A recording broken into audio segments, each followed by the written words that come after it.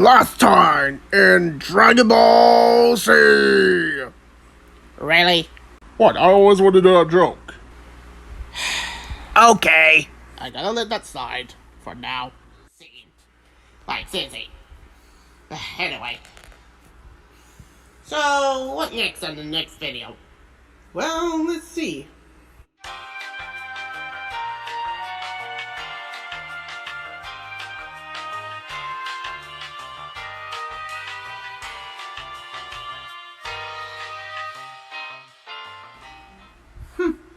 Not bad. I am so regretting saying, oh, that's nice.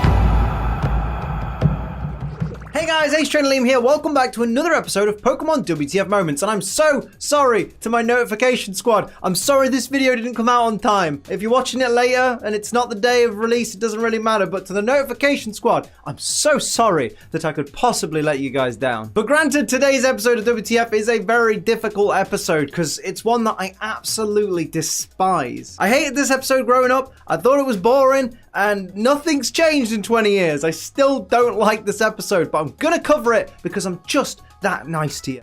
You are nice. Sure it does.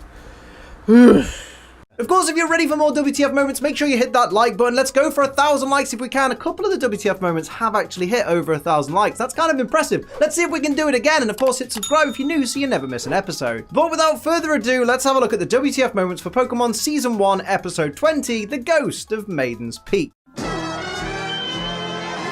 The episode starts with a ghostly woman emerging from a statue, pleading for a beloved to come back to her. That ghost then transforms into a Ghastly, which has a very familiar voice, but I just can't place it. Sorry, I know some of you don't get sarcasm, so I'll let you in on a little secret. That was sarcastic. It's really obvious whose voice that was. Oh, that is very obvious. Shut the f*** up, Liam! Shut the f*** up! Because spirits would want a living being! You f***ed! Seriously, how you f***ed? It don't like to me that you didn't know about that! Because you must look at that regiment! Even Gengar have a f***ing that! For sake! Brock's feeling depressed because he feels like he just wasted another summer, to which Ash responds with, but it was a summer of adventure. And I kind of have to side with Ash here, like how ungrateful of a friend is Brock being right now? Like imagine saying to your friends that you'd spent all summer with that spending all summer with them was a waste of time. Arsehole. Well, maybe because Brock is one, the festival lasts longer than usual day. Or night, more precise. I mean, I actually like that festival too. But wow, Liam, you should realize that people want the festival to last longer. Direct quote from Brock. For kids, summer means playing on the beach, splashing around, having fun. But for me, summer means bathing suits and girls to wear them. Mate, I feel that on a spiritual level. It was at this moment that he knew. He f***ed up. Team Rocket have apparently been being towed this whole time by the ferry in this little wooden tub, which begs the question, how have they been pooing? Do two of them just have to turn around and look away while one of them leans their arsehole over the edge of the tub or something? Shut up, these are important questions. Nobody cares! Nobody! And you need to shut up! Brock spots a woman that he describes as a knockout and then gets trampled by a herd of people. Should Brock have been more aware of his surroundings, or was that a dick move by about 47 people? Place your answers in the comments below. The woman disappears, but not before revealing that she's actually a ghastly, and Brock, who's looking right at this as it's happening, is like, oh, she's gone. At this point, shouldn't it be obvious, especially to Brock, that this is just a ghost-type Pokemon playing tricks? And don't even try to tell me that people don't know about ghost-type Pokemon yet, because we literally saw a Gengar in the first scene of the first episode of this whole anime. First of all, Anyone did not know that Gengar is Gazi final evolution because there's only one ghost-type Pokemon line, right? Which, if anyone played the game, they realize that Game Freak doesn't know that, you know, there's amount of water types, mate. No, seriously, look at it. And second of all, this hint that the ghost-type Pokemon have super natural, you idiot! Seriously, Jesse can learn hypnosis! Jesus Christ! Like, seriously, what the heck? I've heard some badly dubbed background audio in my time, but this scene showing the festival at Maiden's Peak really must have the background crowd noise on like a 2-second loop. So all you hear is Misty's voice in the background constantly going, Let's go on the Ferris wheel! Let's go on the Ferris wheel! Liam, the background only happened twice, not constant. Ahaha, the joke here is that elderly women are not as beautiful as younger women. I mean, fair. You did! Oh, wait!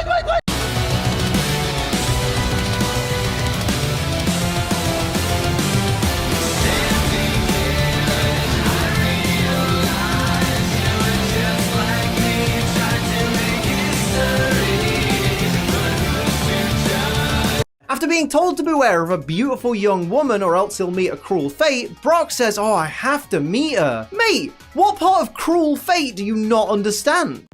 Probably because Brock is in supernatural hypnosis by Ghastly, dude. You just mentioned it. Team Rocket are searching on the ground for change people have dropped so they can steal it, and Officer Jenny turns up and thinks they're doing it so that they can hand it into the police for like lost and found. Jenny, mate, can you not see the giant R they each have written on their clothes? Like, do you not realise what that represents? Maybe because Officer Jenny thought this man is wearing a costume to, you know, to celebrate a party. And yes, people can dress as a villain because the two cons had those. I mean, seriously. Though, speaking of which... I hate you. At the Shrine of the Maiden, a painting is unveiled that depicts the woman that Brock and James have been seeing in the distance throughout the early parts of this episode, and it turns out that she perished over 2,000 years ago. Brock and James are necrophiles. Pass it on.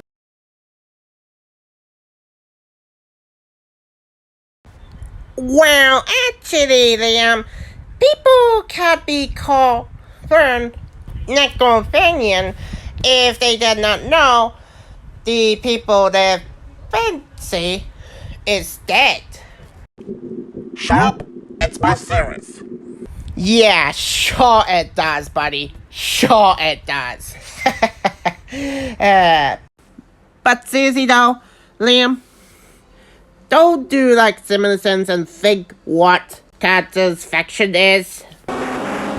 Apparently the bloke she loved went off to war and never came back, and she waited for him for so long that she turned to stone because she didn't move from that one spot. Firstly, that's not how people work. You can't just turn to stone from standing still. Secondly, how irresponsible is this woman? Her fella goes off to war and she makes zero effort to take care of herself while he's away. If she never leaves that spot, That means that people have to bring her food and water, otherwise she'll die of starvation or dehydration. The floor at her feet would be covered in wee and poo because she's standing on the same spot and therefore not leaving the spot to go and use the facilities, which is really unsanitary. And sleeping standing up, even if you can do it, is extremely unhealthy. I'm just saying, she can't have loved him that much if she wasn't even willing to look after her own well-being whilst he was away. And thirdly, this is clearly just a statue that someone carved and made up some bullshit story about so they could charge people to come and look at it. I can smell that scam from a mile off, mate.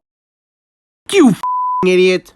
First of all, that statue is there to honor her, not scam, you idiot.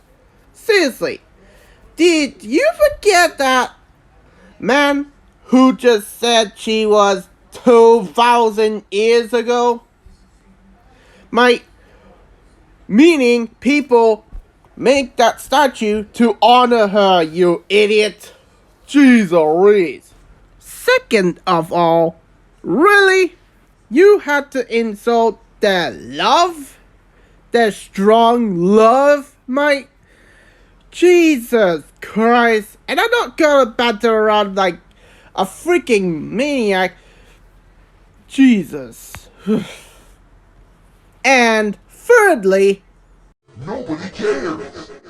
Nobody. And you need to shut up. Because no one wants to talk about how she pooped or peed. Jesus. Brock says the maiden is the most beautiful rock he's ever seen. That's funny. This is the most beautiful rock I've ever seen. I'm gonna kill him. Direct quote from Brock. If she were my girlfriend, I'd make sure she was never out of my sight. That sounds like a pretty toxic relationship to me. Brock is a controlling boyfriend. Confirmed. I'm about to use switch door, you asshole. James says he would be willing to fight Team Rocket to keep this girl safe. Mate, you can't even beat a 10-year-old in a Pokemon battle. How are you going to take on an entire evil organization? Lion WTF moment the fourth time cliche. And if everyone asks Fedorov is not unconscious so he can't go wildfire on Lime S. Ash and Misty want to get back to the festival, but Brock wants to sit and stare at the statue for a little while longer. And I've just realised, from this angle, he can only see the back of her, and he's this obsessed? That must be one hell of an arse. Oh wait, she's got her hands behind her back, so he can't even see her arse. So he's literally staring at nothing, just rock. Also, he says that he'll be back to the Pokemon Center by curfew, but why would Pokemon trainers have a curfew? They literally sleep rough in tents most nights. Well, actually, Liam, in Japan, children under the age of 18 aren't allowed out between 11 p.m. and 4 a.m., so it makes sense that there'd be a curfew. It's Pokemon, not real world Japan. If a Charizard burns down their tent at 2 in the morning, are they supposed to be like, oh no, we're not supposed to be out after curfew? I guess the curfew could be something they only enforce within towns, but shut the f*** up, let me have this one. No, you don't, because Shara will go berserk on your ass for that. And second of all, her hands are actually at her breeks area. I can believe I said that out loud, but whatever. And thirdly, and you already know what mean that Sheriff is going to use, right?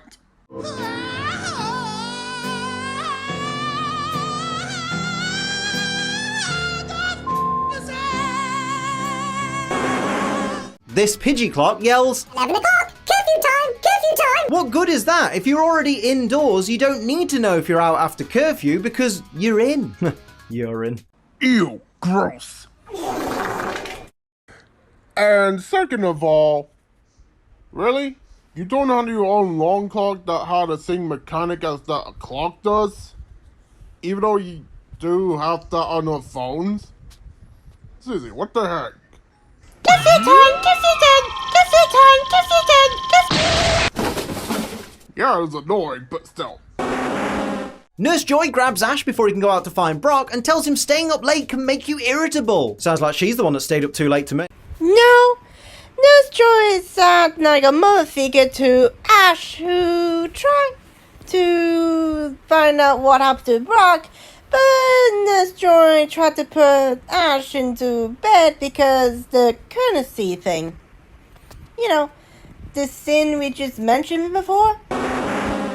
She literally puts the Pokemon Center on lockdown, but surely there are Pokemon trainers out there that are older than 18, so therefore can be outside after curfew and probably need to heal the Pokemon. No, that is a defense system from Ghost of Maiden. You know, the thing that everyone is afraid of. Whilst everyone's asleep, the ghost of the maiden turns up to grab the attention of Brock and James, aka the Simps, and it just reminds me of how boring this episode is. I don't tune into Pokemon for this bollocks. On auto. Geglem, ataf, trei ungoing, rentroi astelo, rodor krem, raf, sprere, kunun klem, traf ramkle, hunterer, trei gross to krovar. De dof klos, agrea ram, de dof klos, agrea ram. Okay, I think we have to do it fast before Sheriff escape from his containment soon. But for now, signing off. Rodorgar, crossund homv. Lion WTF moment the 5th time cliche. Jesse recites the Team Rocket motto, but reading James's lines in a slightly deeper voice because he's not there, when she could have just not even done the motto. Dan, you were complaining about that as well, Liam. What do you want? She's interrupted by James's voice, who moments later comes flying out of this hut along with Brock. I mean, if I was Ash, Misty, or Jesse, and James and Brock had been missing all night, and then in the morning we find they've been in this hut together all night and have this look on their faces, I think I know what my conclusion would be. What if Liam just triggered Sheriff PTSD moment? The old woman turns up and says that everything has turned out as she'd predicted. Bear in mind, she predicted that James and Brock would meet a cruel fate, and they have yet to meet a cruel fate, so nothing has turned out as she predicted. At all. Okay, this may be spoiler, but that old lady is actually ghastly in disguise and only tell everything that messing with them as a joke, because that's what yokai love to do, Liam. The old lady says men who see the ghost fall under her spell and become lifeless zombies, and Brock says he doesn't care as long as he gets to be with her. I mean, you can't be with her, because she's a ghost, or a rock, and either way, I don't think you're going to be able to work with that, my guy. James is scared of this apparent spell, which doesn't really make sense, because isn't it the same spell that Brock's under? Why does he care? They're possessed! Pikachu!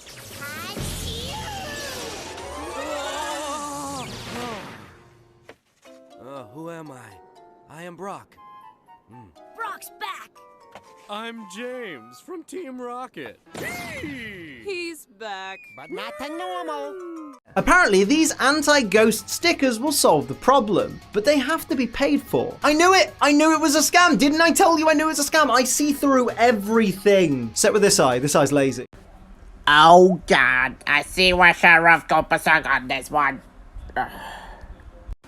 Repeated TF moment is repeated. Liam, you already watched this episode, which you know that old woman is ghastly. Why you pretend you don't know this is not obvious?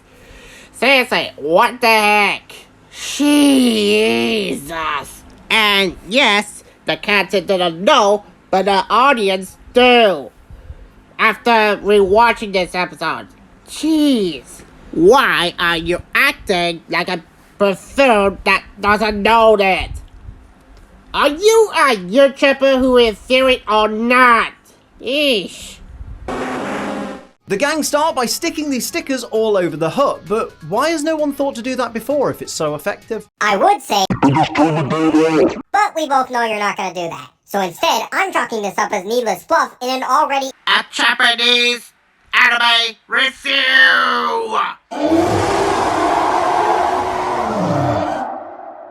Direct quotes from Jesse and Meowth. Will she come? Oh, she'll come. Yes, I'm a 31-year-old man, and yes, I'm that fucking immature. All units, we have a code red.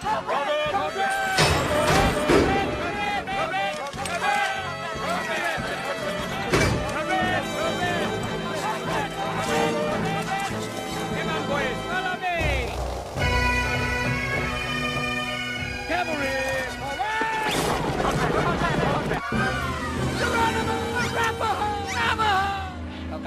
Do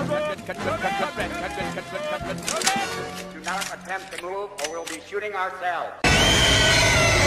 The ghost turns up and blows away most of the anti-ghost stickers. No refund policy either, I bet. I swear to God, if you utter one more note from that song, I will Team Rocket deduced that the stickers on James aren't working because they were freebies. Basically, it was a 2-for-1 deal. Whenever Ash and Misty bought 2 stickers, Team Rocket got 1 sticker. And because they're freebies, apparently that's why they're not working. But the ones that are paid for on Brock aren't working either. So there's no issue here. What's the point of this bit?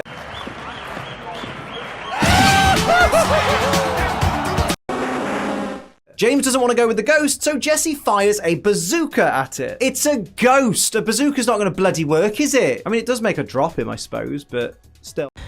Well, yeah, the point that James was dropped by the ghost when Jesse is launching the rocket. But you dropped the balls and you ruined it. Nice job, dickface.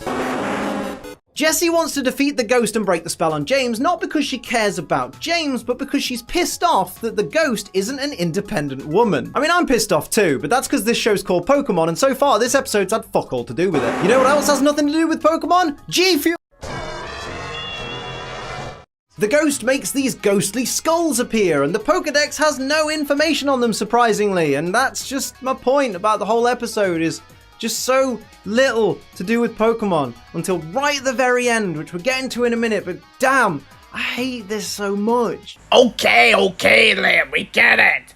You don't like Japanese culture, we get it. Jeez, Reese.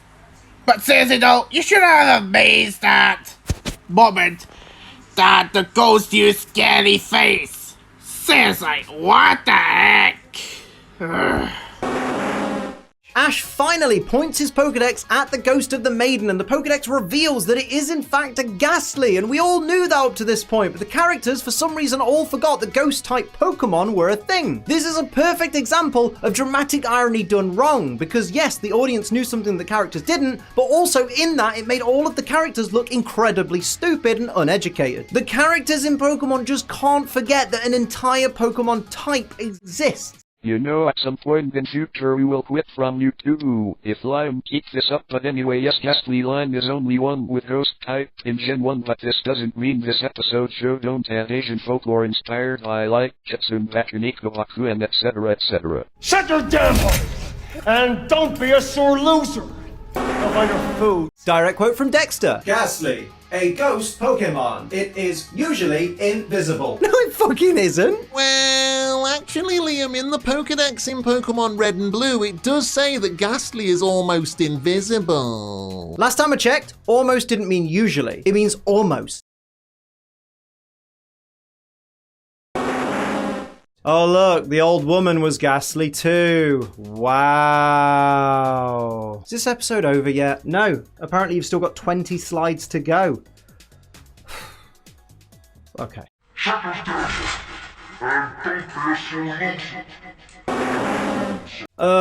Ghastly can talk, and with perfect diction as well, and it's clearly just James's voice actor doing a voice very similar to James's original voice.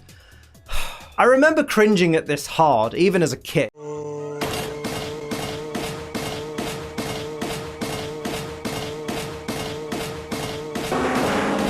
Pikachu gets chased by a giant mousetrap. Wait, do they have mice in the Pokemon world? Yes he is. Moving on. Meowth loves bowls. Pass it on. Yeah, so? What's your TF moment here? Because he like balls? Dude, real life cats also love dolls.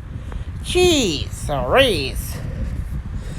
And yes, Liam will talk about that all the time in future videos, but we gotta skip that. To counter Ekans, Ghastly transforms itself into a mongoose. An actual mongoose. Not an attempt to make it look like a Pokemon or be a Pokemon or an early Zangoose, just a regular old, bog standard real world mongoose. I'm done. I'm done. Screw this. So long. Just kidding. Can't get ad revenue if I'm not in the room. Probably get more. You know what else has nothing to do with Pokemon? G-Fuel! But here I am, plugging it once again. We've been expecting you.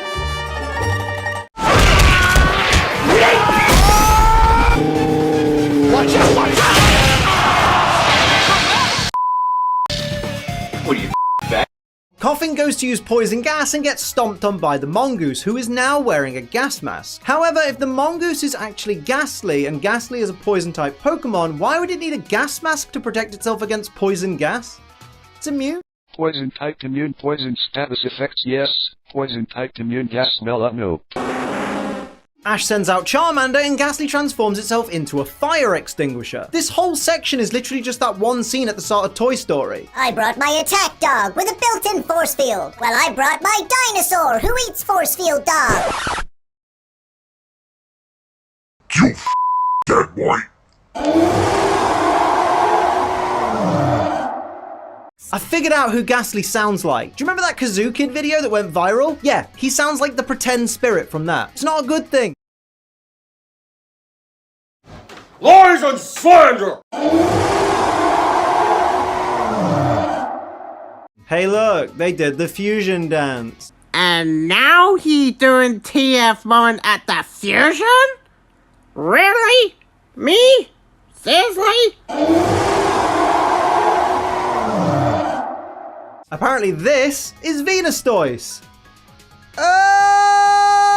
Lion WTF moment at fusion name even know that mostly common thing in fiction by both creator of animation series and film game comic and more, as will fan who are amazed by fusion ideas and made fan-made fusion forms online Lion, and this is not wrong.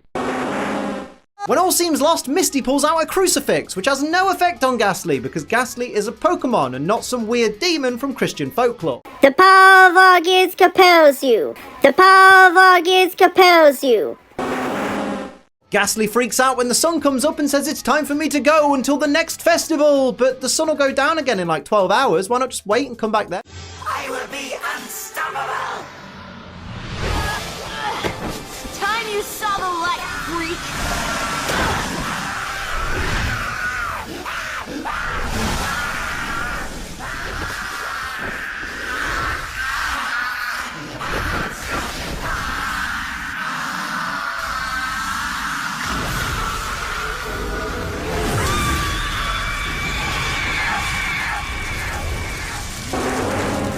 Even though it's very clearly broad daylight, Meowth exclaims, "Hey look, the sun!" Yes mate, it's morning. The sun's pretty much a fixture of that. WTF moment that very cliche. Apparently at the end of every summer, visitors of Maiden's Peak send out these little boats with candles on to help guide the way for wandering spirits. Ah yes, spiritual littering. Gotta love it. Litter. Really. Lion. Grown. Okay, so apparently the real ghost of the maiden lives within the statue and is fully aware that Ghastly poses as her and the old lady in order to keep her legend alive. Does this make her the laziest ghost ever? She can't even be asked to do her own haunting? Well, that counter what Shadorov just said before, but then again he act like Kravis and rage out on this video. Anyway, since Maiden is calmly talk to Ghastly about festival, show us that Maiden is fine with Ghastly's harmless pranks to keep her legends alive as well. Ghastly promised to help Maiden love return. Ugh, does anybody else cringe so hard when Ghastly says, "Well, I am a ghost Pokemon"? God, I hate this episode. It just makes Pokemon look and sound so fucking shit.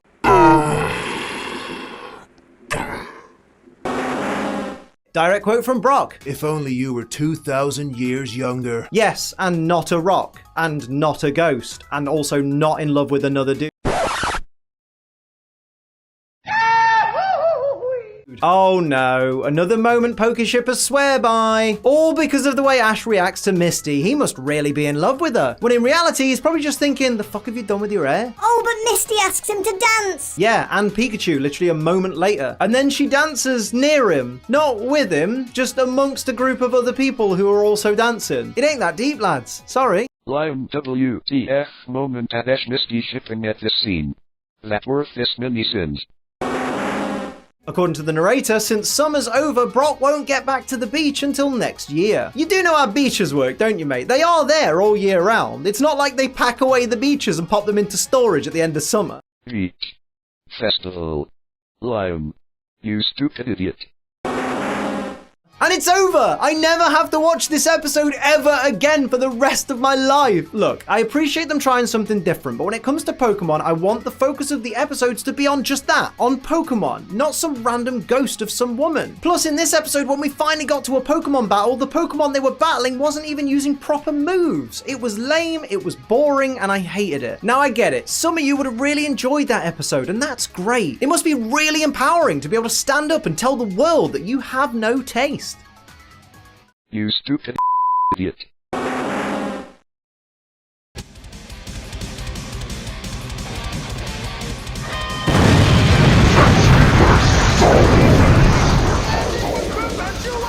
There we are, he's back now.